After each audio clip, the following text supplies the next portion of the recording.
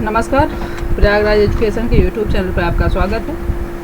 हम पुष्पी पादपों में लैंगिक जनन को पढ़ रहे थे और आज हम उसी चैप्टर का परागकण का अंकुरण पढ़ेंगे। माफ़ कीजिएगा क्योंकि कई दिन से लगातार 3-4 दिन से वीडियो अपलोड नहीं हो पा रही है, क्योंकि दरअसल हम अभी गांव आए हुए हैं और यहाँ पर सिस्टम का थोड़ा सा इशू चल रहा था, इस वजह से वीडियो अपलोड नहीं हो पा रही थी। अब आपकी वीडियो कंटिन्यू मिलेगी, ठीक है। अगर आपको वीडियो पसंद आएगी तो वीडियो को लाइक करिएगा, चैनल को सब्सक्राइब जरूर कर लीजिएगा और अपने दोस्तों को ज़्यादा से ज़्यादा दोस्तों को शेयर करें, जिससे इस वीडियो का लाभ वो भी उठा पाएँ, ठीक है। तो अभी हम शुरू करते हैं परागकण का अंकुरण।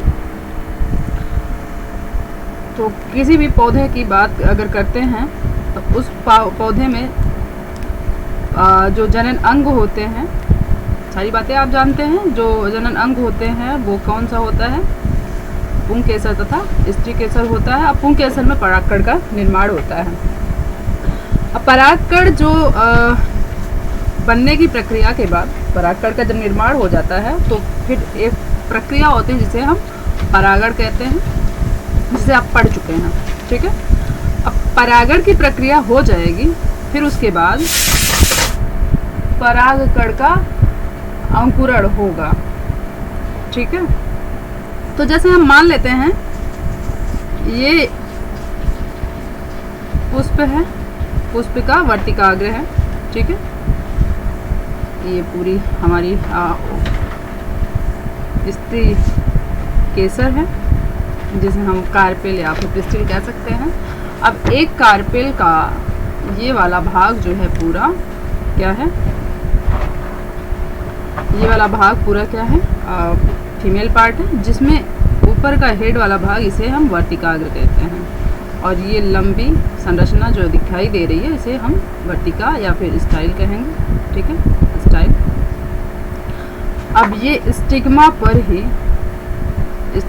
ही परागकण आके सेटल हो जाते हैं। परागण की प्रक्रिया के बाद यहाँ पे परागकण आते हैं, वहीं पे सेटल हो जाते हैं, ठीक है। अब परागण की प्रक्रिया जब हो जाती है तो इस परागकण में अंकुरण की प्रक्रिया होती है। परागकण में अंकुरण की प्रक्रिया होगी तो बगल के एक फिगर में आपको दिखाई दे रहा होगा। अब परागकण की अगर हम बात करते हैं तो नॉर्मली आप जानते हैं परागकण में 2 लेयर होती है। एक बाहर की लेयर जिसे हम एक्साइन कहते हैं और अंदर की लेयर इसे इंटाइन कहते हैं। अब उस अंदर की लेयर में जैसे ये एक्साइन लेयर हो गई, ठीक है, एक्साइन लेयर जो स्पोरोप्लानिन की बनी होती है, और एक लेयर और होती है जिसे इंटाइन लेयर कहते हैं। अब यही इंटाइन लेयर आगे चल के पॉलन ट्यूब का पराग नली का निर्माण करती है और उसी पराग नली के द्वारा, अब यहाँ पे पराग नली जब बनेगी, अब इसी पराग नली के द्वारा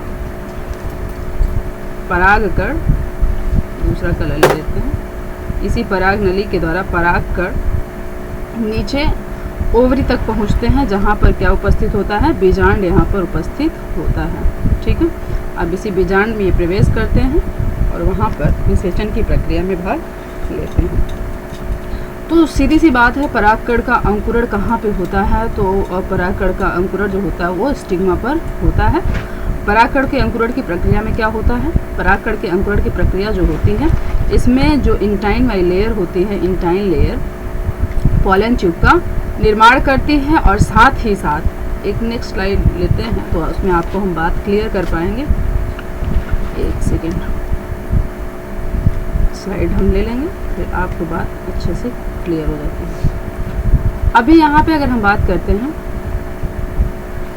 तो जो परागकण की प्रक्रिया होगी, अब ये एक्साइन लेयर होगी किसी भी पॉलन ग्रेन की, ये एक्साइन लेयर है और अंदर की तरफ हम इंटाइन लेयर बना रहे हैं, ठीक है। अब इसके अंदर एक जर्म सेल होती है और एक पूरी क्या होगी? एक जर्म सेल हो गई और एक पूरी ट्यूब सेल या फिर वेजिटेटिव सेल हो जाती है। अब इस जर्म सेल में डिवीजन की प्रक्रिया होगी। डिवीजन की प्रक्रिया के बाद ये वेजिटेटिव सेल है और ये जर्म सेल है। तो मतलब ये पूरा परागकण है। इस परागकण में बाहर की लेयर जो होती है उसे हम एक्साइन कहेंगे और अंदर की लेयर इंटाइन। अब इसी परागकण की जो एक्साइन लेयर होती है, इसमें जगह जगह पर पोर पाए जाते हैं, जिसे हम जर्म पोर कहेंगे, जर्म पोर कहेंगे। ठीक। अब इंटाइन की लेयर इसी जर्म पोर के द्वारा बाहर निकलती है। इंटाइन की जो लेयर है इसी जर्म पोर के द्वारा बाहर निकलेगी। ठीक। यहाँ पे पोर पाए जा रहे हैं। इंटाइन की लेयर आगे जब डिवीजन की प्रक्रिया करेगी, अंकुरण यहाँ पे होगा परागकण का, तो इसी पोर के द्वारा बाहर निकलती है। अब इसके अंदर की हम बात करेंगे तो जो यहाँ पर वेजिटेटिव सेल है, थोड़ा सा कलर चेंज करते हैं तो आपको क्लियर दिखेगा। यहाँ पर ये वेजिटेटिव जनरेटिव सेल है, ये पूरा जनरेटिव सेल हो गई। ठीक है, ये जनरेटिव सेल है। और उसके बाद जो बाहर का बचा हुआ भाग है उसे हम वेजिटेटिव सेल कहेंगे। ठीक। अब इस जनरेटिव सेल के अंदर एक केंद्रक पाया जा रहा है और इस ट्यूब सेल के अंदर भी एक केंद्रक पाया जा रहा है। ठीक है। अब जनरेटिव सेल के अंदर जो केंद्रक पाया जा रहा है, अब यह दो भागों में विभाजित होगा। आगे की प्रक्रिया में हम देखेंगे जनरेटिव सेल का जो केंद्रक है वो कितने भागों में डिवाइड हो जाएगा, वो दो भागों में डिवाइड हो जाएगा, दो भागों में डिवाइड हो जाएगा। उसको ये आपका जनरेटिव सेल है, इसको थोड़ा सा बड़ा कर लेंगे जिससे आपको क्लियर दिखेगा। अब यहाँ ये दो भागों में बट जाता है, जो आगे चल जो स्पर्म के रूप में ये बन जाते हैं इस पर।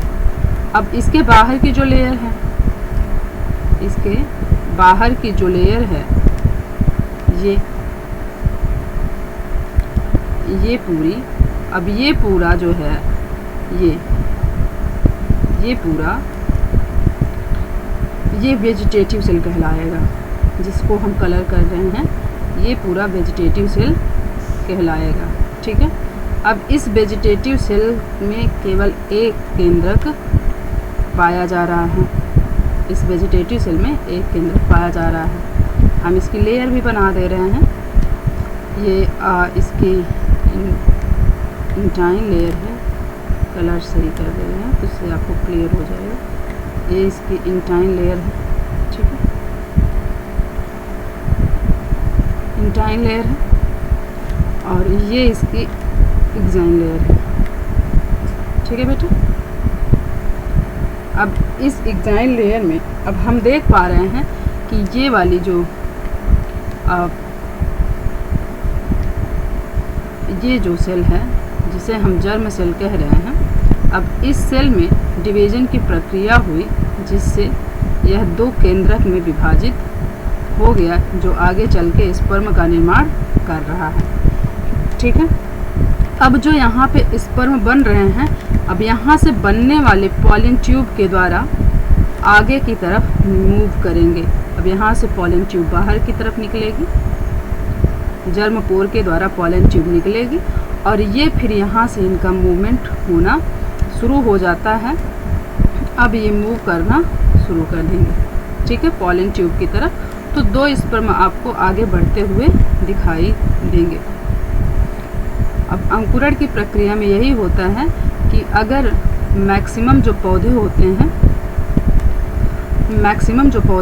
हैं उसमें अगर बात करेंगे 60% एंजियोस्पर्म प्लांट में, 60% एंजियोस्पर्म प्लांट में क्या होता है, निषेचन की प्रक्रिया 2 सेल्ड स्टेज में होती है। परागण की प्रक्रिया, पॉलिनेशन की प्रक्रिया 2 सेल्ड स्टेज में होती है, लेकिन 40% प्लांट में निषेचन की प्रक्रिया 3 सेल्ड स्टेज में होती है, 3 सेल्ड स्टेज में होती है। अब 2 सेल्ड स्टेज की बात अगर करेंगे तो यहाँ इस परागकण में क्या होगा, केवल और केवल एक जर्म सेल और एक वेजिटेटिव सेल पाई जाएगी। ठीक है, एक जर्म सेल और एक वेजिटेटिव सेल पाई जाएगी परागकण में। इसे हम क्या कहेंगे, इसे 2 सेल्ड स्टेज कहेंगे। मैक्सिमम पौधे इसी स्टेज में परागण की प्रक्रिया करते हैं, लेकिन कुछ पौधे ऐसे होते हैं जो 3 सेल्ड स्टेज में, मतलब स्पर्म बन जाता है फिर उसके बाद परागण की प्रक्रिया में भाग लेते हैं, तो इसे हम 3 सेल्ड स्टेज में परागण कहते हैं। ठीक है। अभी जैसे नॉर्मली कुछ लोग जब घर से बारात निकलती है और स्टे करने की बात करेंगे तो पहले के ज़माने की बात रही है, लोग जाते थे वहाँ रुकते थे, फिर उसके बाद अपना सारा प्रोग्राम जो घर से इंतज़ाम कम हुआ रहता था तो वहाँ पे जाके इंतज़ाम करते हैं। और कुछ लोग ऐसे होते हैं जो क्या करते हैं कि पहले से सारा इंतज़ाम करके चलते हैं। तो इस पर में जो पहले से बना हुआ है, मान लेते हैं कि ये उन 40% लोग हैं जो अपना पूरी तरह से व्यवस्थित होकर चलते हैं। कहीं भी आपको निकलना हो तो अपनी पूरी व्यवस्था करके निकल रहे हैं, तो वो 40% लोग होते हैं। और 60% लोग होते हैं कि चलो ठीक है, जो कमी पड़ेगी हम रास्ते में पूरा कर लेंगे, तो वो 60% लोग हैं। इस तरह से करके आप याद कर सकते हैं। ठीक। अब हम अपनी पिछली स्लाइड पे चलते हैं, तो आपको यहाँ पे चीज़ें क्लियर हो जाएंगी। जैसे यहाँ पे है परागण की प्रक्रिया, परागण अंकुरण जो होता है, परागकण का अंकुरण। परागकण जनन छिद्र से पराग नली का निर्माण करते हैं। अभी हमने देखा कि जो एग्जाइन की लेयर होती है उसमें जर्म पोर पाए जाते हैं और वहीं से परागकण बाहर निकलता है। पराग नली में जनन कोशिका 2 नर युग्मकों का निर्माण करती हैं। इस प्रकार पराग नली में कायिक कोशिका सहित 3 कोशिकाएं पाई जाती हैं। अभी हमने देखा है कि यहाँ पर जो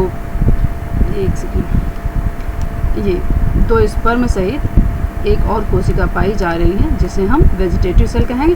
अब जब मूवमेंट होता है, अभी आपको एक बात बताना हम भूल गए थे, जब इनका मूवमेंट होता है तो ऐसा नहीं है कि केवल दोनों स्पर्म ही आगे मूव करेंगे। ये तीनों वेजिटेटिव सेल और दोनों स्पर्म, ये तीनों मूव करेंगे आगे की तरफ। तो यहाँ पर जो मूवमेंट होता है पराग नली में, तीनों कोशिकाओं का मूवमेंट होता है। ठीक है। आगे है, यह पराग नली वर्तिका से होती हुई बीजांड तक पहुँचती है।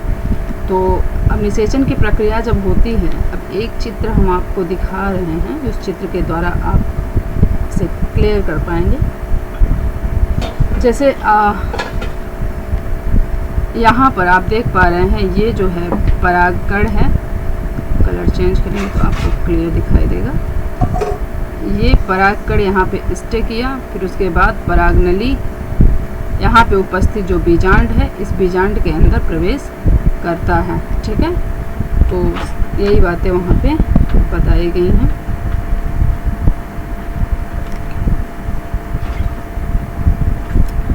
अपनी हम पिछली स्लाइड पे चलते हैं। एक सेकेंड।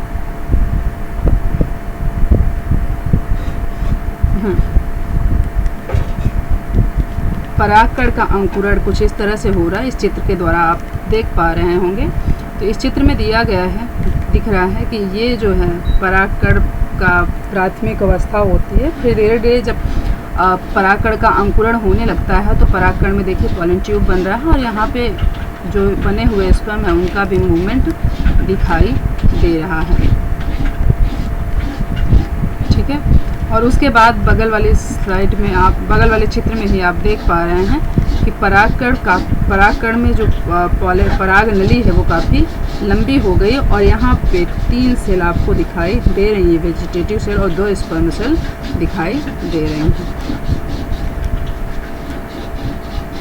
आपको इस स्लाइड में आपको सारा कॉन्सेप्ट अच्छे से क्लियर हो जाएगा। ये एक परागकण है जिसमें सबसे बाहर की तरफ एक एक्साइन लेयर पाई जा रही है, उसके नीचे इंटाइन लेयर पाई जाती है जिसे बाह्यचोल और अंतःचोल कहा जाता है। और ये पूरा साइटोप्लाज्म होता है जिसे कोशिका द्रव्य भी कहते हैं। इसमें जगह जगह पे पोर पाए जाते हैं जिसे जर्म पोर कहा जा रहा है। ठीक है। अब इसमें एक न्यूक्लियस दिखाई दे रहा है जो फिर आगे चल के 2 सेल स्टेज में परिवर्तित हो जाता है। ये 2 सेल स्टेज जो होता है, फिर 2 सेल स्टेज में एक वेजिटेटिव सेल और एक जनरेटिव सेल वेजिटेटिव सेल को ट्यूब सेल भी कहा जाता है और जनरेटिव सेल को जर्म सेल कहते हैं। ठीक है, अब इसे जर्म सेल में डिवीजन होगा तो यहाँ से 2 स्पर्म का निर्माण होता है और ट्यूब सेल वेजिटेटिव सेल ही कहा जा रहा है। अब आगे चल के यहाँ पे देखिए ये वाली संरचना, अब 2 स्पर्म यहाँ पे बन रहे हैं। ये पॉलन ट्यूब काफ़ी लंबी दिखाई दे रही है। ठीक है, मेल गैमीट, 2 मेल गैमीट है और एक ट्यूब न्यूक्लियस दिखाई दे रहा है आपको। तो चित्र से आप इस कॉन्सेप्ट को पूरी तरह से समझ सकते हैं। हाँ, आज के लिए इतना ही। कल हम या फिर अगले वीडियो में हम निषेचन को पढ़ेंगे। अगर आपको वीडियो पसंद आता है तो वीडियो को लाइक करिए, चैनल को सब्सक्राइब करिए और ज़्यादा से ज़्यादा अपने दोस्तों को शेयर करिए जिससे उनको भी इस वीडियो का लाभ हो सके। अगर आपको कोई चीज़ समझ में नहीं आती है तो आप कमेंट बॉक्स में कमेंट करिए, आपके सारे कमेंट का रिप्लाई ज़रूर दिया जाएगा। धन्यवाद।